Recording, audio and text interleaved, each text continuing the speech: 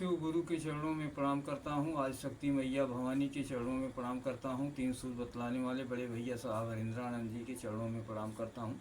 दुख सुख में साथ देने वाली ममता मई नीलम दीदी आनंद भैया के चरणों में प्रणाम। चारों मूर्तियों को प्रणाम। जागा जागा महादेव की जय। गुरु शंकर भगवान। एक गरीब ब्राह्मणी थी, उसके एक पुत्र था।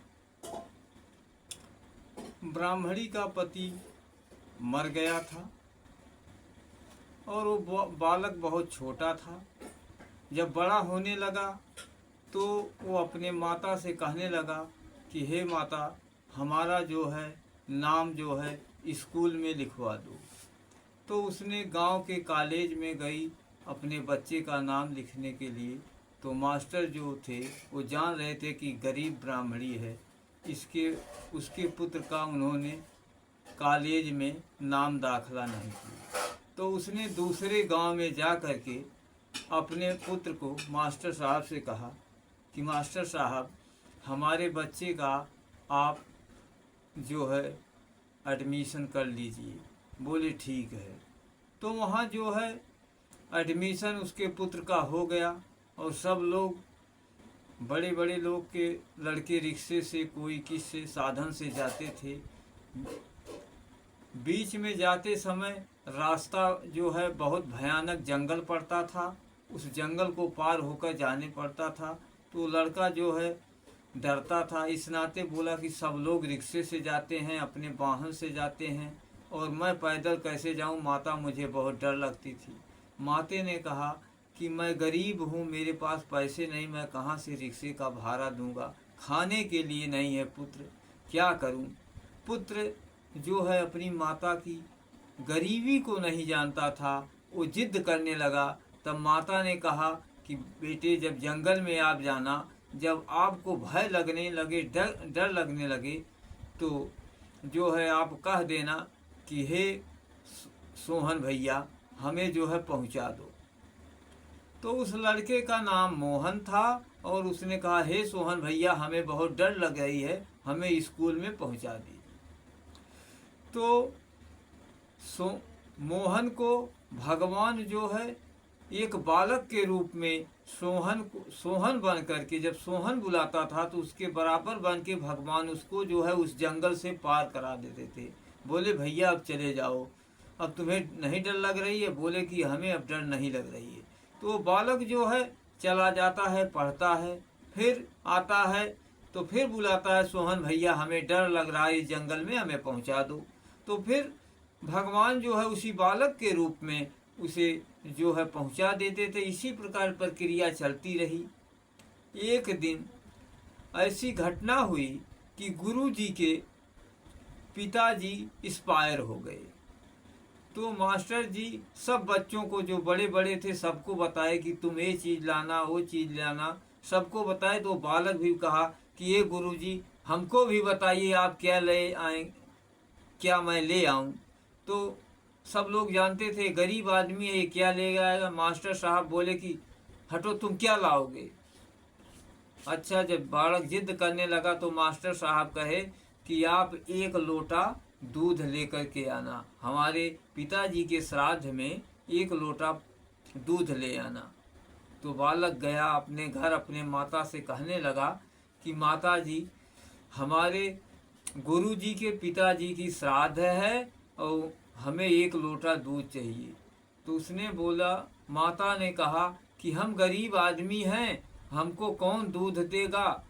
तो बालक जिद करने लगा कि हमारे गुरु की माता की पिताजी की श्राद्ध है, उनमें जो है उन्होंने कहा है सब लोग जो है ले जाएंगे, हमको भी 1 लोटा दूध चाहिए। तो बोले ठीक है, तुम्हें अपने सोहन भैया से जाके कह देना कि हे सोहन भैया, हमें 1 लोटा दूध चाहिए, हमारे गुरु जी के पिताजी की श्राद्ध है, उसमें ले जाना है। बोले ठीक है।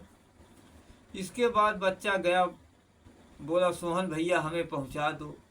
तो सोहन भैया आए, बोले कि हमें भैया 1 लोटा दूध चाहिए, हमारे गुरु जी की श्राद्ध है। भगवान तो अंतर्यामी हैं, भगवान जान रहे थे। बोले कि आपके कहने के पहले मैं 1 लोटा दूध लेकर के आ गया हूँ।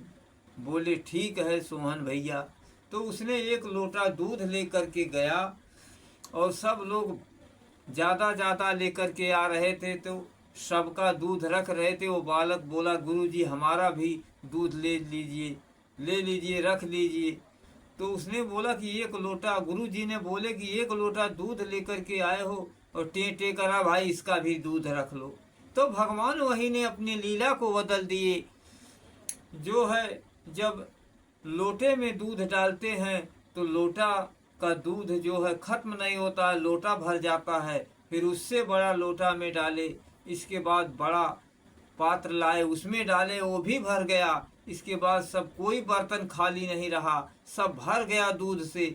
इसके बाद बोले, तब गए गुरुजी के पास, बोले कि गुरुजी ये लोटा का दूध खत्म नहीं हो रहा है और ये जो है सब पात्र भर गए, दूध ही दूध हो गया है। तो बोले कि कौन दूध? बोले कि वही मोहन ले आए थे।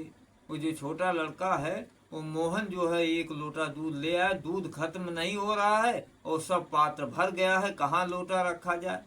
तब इसके बाद उस बालक को बुलाए गुरुजी। गुरुजी बोले कि आपको दूध किसने दिया था? बोले हमारे सोहन भैया ने दिए थे। तो समझ गए। तब उसको अपनी गोद में बैठाए गुरुजी और बोले अपने सोहन भैया से हमें मिलाओगे? बोले क्यों नहीं, हम सोहन भैया को बुलाएंगे तो जरूर आ जाएंगे, आपको मैं मिलवा दूंगा। इसके बाद बोले हमारा सब काम खत्म हो जाए, इसके बाद तुम्हें घर ले चलेंगे, पहुंचाएंगे, तो अपने भैया से मिलवा देना। बोले ठीक है।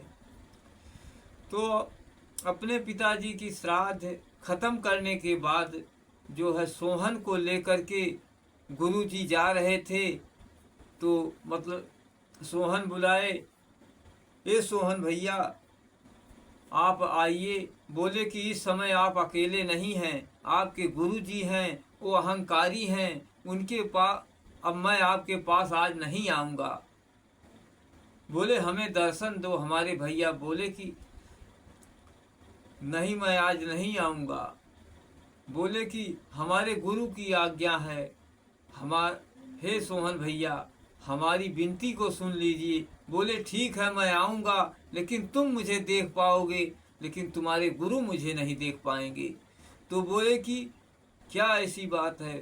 तो गुरु भगवान आए, सोहन आए भगवान के रूप में।